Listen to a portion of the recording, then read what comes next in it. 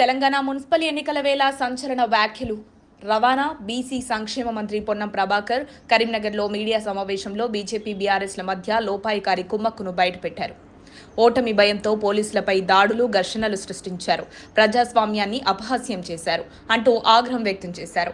నిజామాబాద్లో MP Dharmapuri Arvind polling బూత్లోకి వెళ్లి ఓటర్లను భయభ్రాంతులకు గురి చేయడం, మాజీ మంత్రి గంగుల కమలాకర్ చర్యలు ఇవన్నీ పొన్నం ప్రభాకర్ ఎండగట్టారు.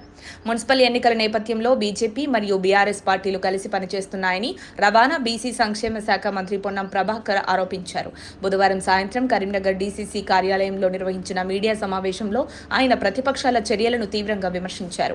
రెండు పార్టీలు రహస్యంగా చేతులు కలిపి ప్రజాస్వామ్య విలువలను దెబ్బతీస్తూ ఎన్నికల వాతావరణాన్ని కలుషితం చేస్తున్నాయన్నారు.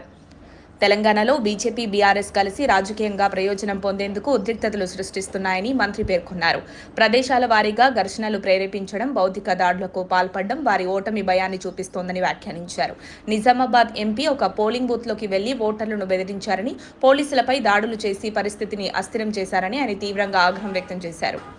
బీజేపీ ఎన్నికల హామీలపై స్పందిస్తూ గత 12 సంవత్సరాలుగా కేంద్రంలో అధికారంలో ఉన్న పార్టీ ఇప్పుడు మున్సిపాలిటీల అభివృద్ధి గురించి మాట్లాడడం ఆశ్చర్యకరమన్నారు. ఇంతకాలం పట్టణాలకు నిధులు ఎందుకు ఇవ్వలేదని ప్రశ్నించారు. తెలంగాణపై వివక్ష చూపుతున్నారని ఆరోపిస్తూ రాష్ట్రానికి సరైన మద్దతు ఇవ్వని నాయకులు ఇక్కడ ఓట్లు అడగడం సమంజసం కాదని విమర్శించారు. మత విద్వేషాలను రెచ్చగొట్టి రాజకీయ లాభాలు పొందాలని చూడడం బాధాకరమని పేర్కొన్నారు.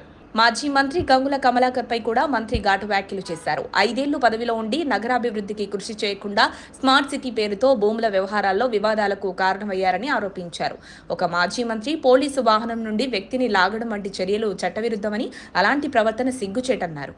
ఎన్ని ప్రయత్నాలు చేసినా ప్రజలు కాంగ్రెస్ కు మద్దతుగా ఉన్నారని, పంచాయతీ ఎన్నికల మాదిరిగానే మున్సిపల్ ఎన్నికల్లో కూడా 80%కు పైగా స్థానాల్లో కాంగ్రెస్ విజయం సాధిస్తుందని విశ్వాసం వ్యక్తం చేశారు. మరిన్ని అప్డేట్స్ కోసం మా కాయ్ టీవీని సబ్స్క్రైబ్ చేసుకోండి. మా వీడియో కనుక మీకు నచ్చినట్లయితే లైక్ చేయండి, షేర్ చేయండి. మీ విలువైన అభిప్రాయాలను కామెంట్ బాక్స్లో తెలియజేయండి.